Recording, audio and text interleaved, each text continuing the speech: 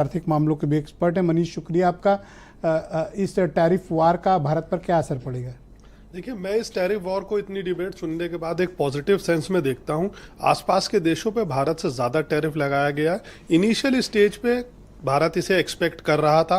तो नोएडा में बहुत सी ऐसी कंपनीज हैं जो सेमीकंडक्टर वगैरह या और इक्विपमेंट्स में काम करती हैं। वियतनाम से, बांग्लादेश से भारत में बहुत सा बिजनेस आने की संभावना भी बढ़ रही है।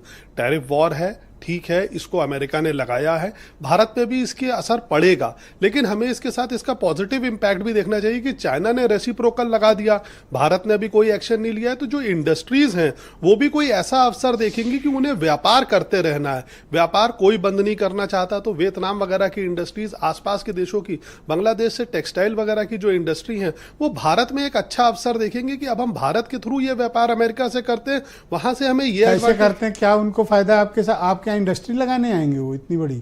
और जैसा कि कहा दीपक सिंघल ने, बड़ी इंपॉर्टेंट बात कही कि इंडस्ट्री एक दिन में नहीं खड़ी होती, एक दिन में नहीं खड़ी होती, टेक्स टाइम, डिकेड। लेकिन ब्रजेश जी, अभी जो बांग्लादेश में अनस्टेबिलिटी आई थी, भारत पे टेक्सटाइल के एक्सपोर्ट ऑर्डर्स इतने आ गए थे कि भारत की कंपनियां उसको प्लान नहीं कर पा रही। बांग्लादेश को तो वो गिनते भी नहीं, पाकिस्तान तो गिनती में नहीं है उनकी गिनती में नहीं है। गिनती में हम जा रहे, जैसे मुल्क आते हैं, चाइना आता है, EU आता है जी।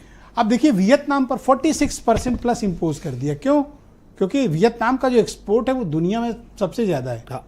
टेक्सटाइल मैन्युफैक्चरिंग, ऑटोमोबाइल फैक्ट्रीज, क्या नहीं किया वियतनाम ने? सेमीकंडक्टर्स जबरदस्त इजाफा किया है। तो उन पर 46% आपने जी। ताइवान जैसी मुल्क जो ऑलरेडी चाइना से क्राइसिस में चल रहा है, जी जी, उस पर आपने 34% का इंपोज कर, 32% इंपोज कर दिया। ये मैडनेस नहीं है तो क्या है? आप दुनिया भर की अर्थव्यवस्था को मंदी में धकेलना चाहते हैं। यही तो ट्रम्प कर रहे हैं। यही ट्रम्प कर रहे हैं, लेकिन हमारे पास ट्रम्प के जो निर्णय हैं उसमें से सॉल्यूशन ढूंढना पड़ेगा। क्योंकि हम हैंडल दिस प्रेसिडेंट, देखिए मुझे तो बड़ा टफ है, बड़ा टफ है। आप कुछ कह भी नहीं सकते हो भाई, इतना बड़ा आदमी है, इतना बड़ा देश है। वो पूछ ही नहीं रहे ना, उन्होंने पूछा कहाँ? ऐट के बाद भी नहीं कर सकते। उन्होंने तो लिबरेशन डे के नाम से तो नमस्ते ही करना पड़ेगा उसको। बिल्कुल आप सही कह रहे हैं। उन्होंने लिबरेशन डे के नाम से वो अनाउंसमेंट कर दी। उन्होंने देश दुनिया में किसी से ये पूछा नहीं कि मैं ये करने जा रहा हूं। भैया पता है, अगला आदमी होर्डिंग लेके आया था, ऐसे दिखा के कह रहा था आज अमेरिका का मुक्ति दिवस है, मुक्ति दिवस है, और लिख के लाया था कंपैरिजन कि आनंद दुबे इतना देते हैं, मनीष सिंघवी इतना देते हैं, और हम इतना देते हैं। बाकायदा लेके आया था अगला आदमी। जैसे होता है ना कोई बॉडी में कैलोरी नापने वाला। अरे भाई, ये भी तो देखो कि कौन सी कंट्री का क्या पोजीशन है, उस कंट्री की इंडस्ट्री कैसी है, हिस्ट्री क्या है, हमारे शेयर्ड वैल्यूज़ क्या हैं, किन किन चीज़ों पे हमारी आपके पास ऊपर निर्भरता है। पर नहीं, वो तो किए जा रहे हैं। उसका बस चले तो सबको भगा दें अमेरिका से।